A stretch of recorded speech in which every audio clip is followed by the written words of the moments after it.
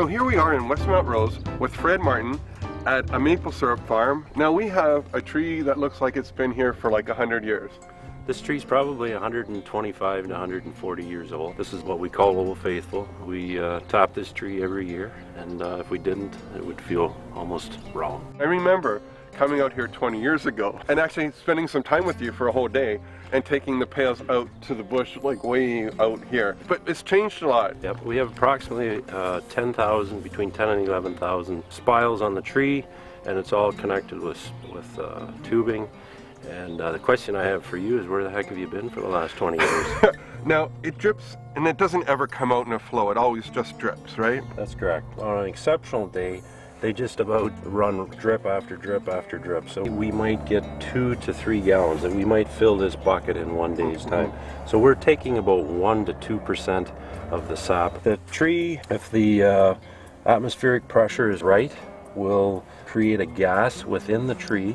And a tree this size will probably send up anywhere from 150 to 250 gallons of sap in a day. Wow. And then at night, what happens is usually the atmospheric pressure is different, the air temperature drops, you freeze, and then it actually becomes like a vacuum in the tree, and it pulls the sap back down through into the root system again, and waits for that next proper weather condition to allow it to recharge and send sap up again. Now, when you tap the tree, does it hurt the tree at all? What we have switched to are what we call the health spiles. They're a much smaller hole that we drill, and a good healthy tree, that hole should be healed up in anywhere from 3 to 6 months. Okay. So it's no different than you pricking your finger or whatever.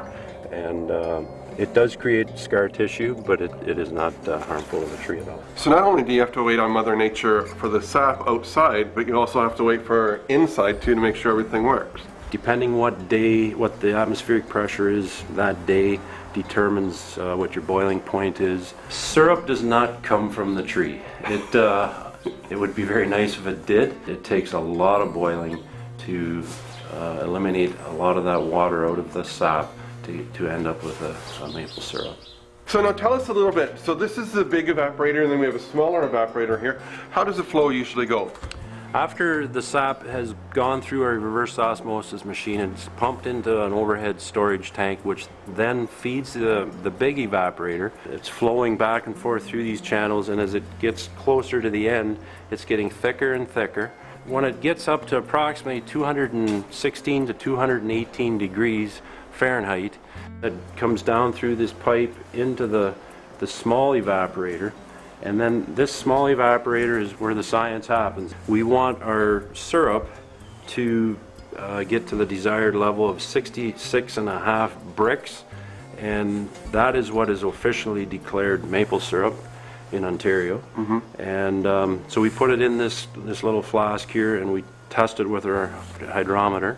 Once it is reached that level, then we draw it off, we put it through our filter press, and from there it gets put either into stainless steel barrels for storage or put into containers. We produce this, we sell the end product. There's no middle guy. So we are very much responsible for the food product that we make, and so we will do everything we can to eliminate any chance of contamination.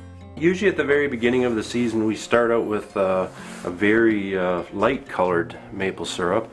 Extra light maple syrup and light are usually used for more of the confectionery market, for maple butter, maple sugars, maple cream candies.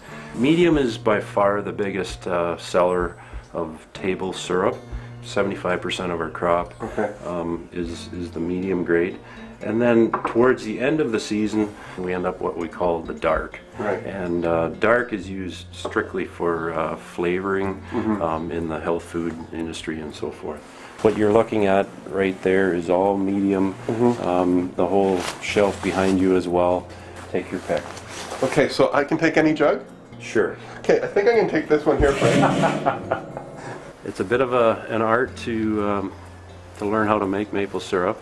And I always say, you have the disease or you don't. It's a pile of work, Either you enjoy doing it or you don't. And I've got the disease back. So not only do we eat it with pancakes, you can take it and take it to a whole different level. And what I mean is you can make a maple vinaigrette to serve over a lettuce like arugula, where the arugula has a little bit of peppery flavor, so you got the sweet and hot going on, which will be absolutely incredible. And then you can take some orange zest with the maple syrup, and then you can put it over top of chicken. You can put it over top of salmon. You can put it over top of pork. And the great thing about that is you're not taking any of the naturalness away of the maple syrup, and you're letting all the flavors come together. What's your favorite recipe to make with maple syrup? Actually, it was kind of a fluke incident. We were boiling syrup one day, and it was a long day, and we ordered in some pizza. So we took a little bit of maple syrup and we drizzled it over our slices of pizza, and it's wonderful. You need to try it sometime. Well, there we go. So everybody can try a little maple pizza. Absolutely.